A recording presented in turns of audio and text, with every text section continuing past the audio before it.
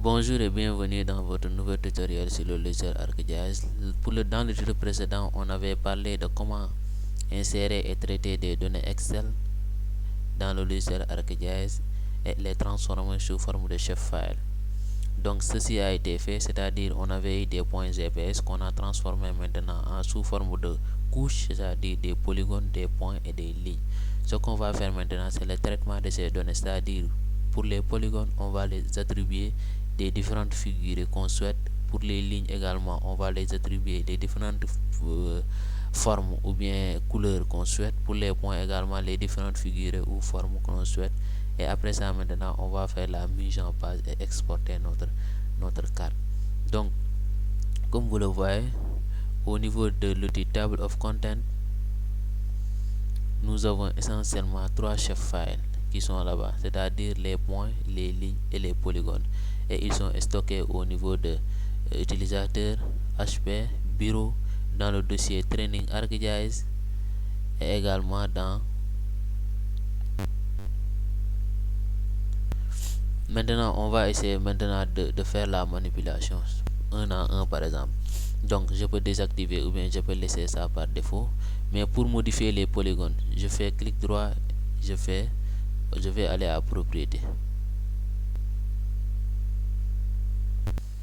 Une fois cliqué à l'outil propriété maintenant, on va aller au niveau de l'outil symbologie, catégorie, pour ajouter tous les données. Ici, au niveau de ID, on va sélectionner lithologie. On clique sur Add All Value.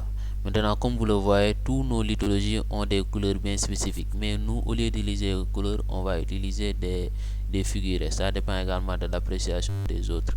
Si c'était par exemple les gens des eaux de forêt, par exemple, ils peuvent utiliser soit des couleurs, soit également d'autres figures. Parce qu'il y a des figures également qui sont adaptées en fonction des différents secteurs d'activité, que ce soit les BTP, la géologie ou bien la santé, ainsi de suite. Il y a différentes figures qui existent dans le logiciel.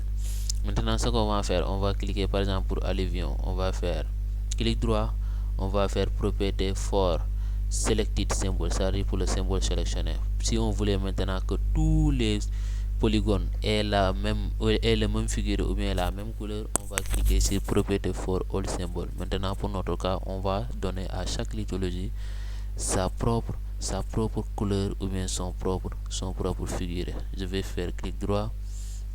Donc comme vous le voyez, ça sont les couleurs. Je peux défiler pour voir les différentes couleurs qui existent, ainsi de suite. Par exemple, ici on peut également augmenter sélectionner les références styles, ou bien comme on veut également sélectionner ici all styles, c'est-à-dire tous les styles qui existent. Pour ajouter des styles également, c'est possible. Maintenant, pour les alluvions par exemple, je prends celui-là, je clique sur OK. Pour les andésite, je fais clic droit, propriété for selected symbol. Pour les andésites par exemple, je prends celui-là qui est en vert, je clique sur OK. Ça dépend de l'appréciation de celui qui fait la manipulation. Pour mon cas, je prends celui-là. OK. Les filons, je prends celui-là, je clique sur OK. Pour les gabbros, maintenant chaque type de roche, si ce sont les géologues, chaque type de roche maintenant, on peut défiler et choisir le type de figure qu'on souhaite. Ça existe, gabbro, tuf, ainsi de suite, ça existe dans le logiciel ArcGIS. Okay. Pour les granites qui sont un peu de couleur rouge, je vais prendre celui-là par exemple, clique sur OK. Pour la latérite également qui est rouge, je peux prendre uniquement la couleur rouge, lui, ça dépend de moi. Par exemple, pour la latérite, je vais prendre orange. Okay. Pour les marbres, ils sont un peu blanchâtres. Je vais prendre par exemple cet outil là pour les marbres. Je clique sur OK. Pour le microgranite,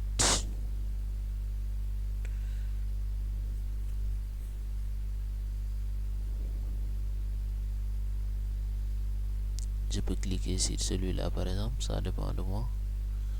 Ok. Pour la rhyodacite,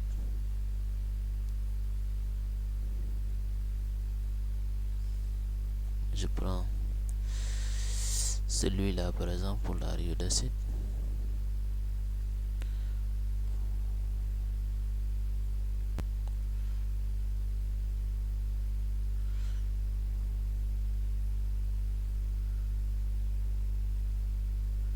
Pour la rhyolite par exemple, je prends celui-là. Maintenant, une fois sélectionné, on peut faire des manipulations, c'est-à-dire on peut changer la couleur qui est de l'intérieur, ainsi de suite. La ligne également, outline white, c'est-à-dire l'épaisseur de la ligne extérieure, on peut augmenter ou bien on peut diminuer. La couleur également, on peut faire varier. Ce sont des différentes modifications qu'on peut faire. Maintenant, une fois effectué tout cela, maintenant je peux cliquer sur appliquer pour visualiser le travail que j'ai fait. Je peux déplacer ça par exemple. Donc comme vous le voyez, ça reste la latérite. J'avais complètement oublié. Bon, la latérite, je l'ai fait en couleur comme ça. Bon, je vais le changer en figuré au lieu de couleur, comme pour uniformiser un peu. Donc pour la latérite, je prends celui-là par exemple. Je clique sur OK. Je clique sur appliquer. Et je clique sur OK. Donc comme vous le voyez maintenant, tous les lithologies que j'ai projetées ont été attribuées des figurés bien distincts. Donc une fois effectué pour les polygones, maintenant ce que je peux faire pour les localités également, je peux changer le type de figuré. Qu'est-ce que je vais faire? Je vais aller au niveau de l'outil localité. Je vais cliquer également au niveau de propriété. Une fois maintenant à propriété, au niveau de, je fais un clic droit comme j'avais déjà sélectionné ici nom, ainsi de suite. Je fais clic droit au niveau d'un des localités. Maintenant ici, je veux que tous les localités aient un figuré spécifique et leur nom va les accompagner. Pour cela, je clique sur propriété force all symbol. Maintenant, il y a différents types de figurés. Pour mon cas par exemple, je vais défiler et prendre un figuré bien spécifique. Ça dépend de l'appréciation de tout un chacun. Ici également, il y a des hôpitaux, des avions, ainsi de suite. Pour nous, ce sont des localités. Je peux choisir par exemple le figuré là par exemple. Je peux modifier par exemple la taille à 13 et je clique sur OK. Je peux, comme vous le voyez, tous les maintenant données ont cette forme. Je peux cliquer sur appliquer et cliquer également sur OK. Donc comme vous le voyez, tous les localités maintenant sont caractérisées par ce figuré bien spécifique. Je peux faire également la même chose également pour la piste. Je mets clic droit, je clique sur propriété. Maintenant ici, je clique sur toujours l'outil symbologie et l'outil label sont les deux outils qui sont plus importants. L'outil symbologie et l'outil label. Si vous venez sur symbologie, vous cliquez toujours sur catégorie.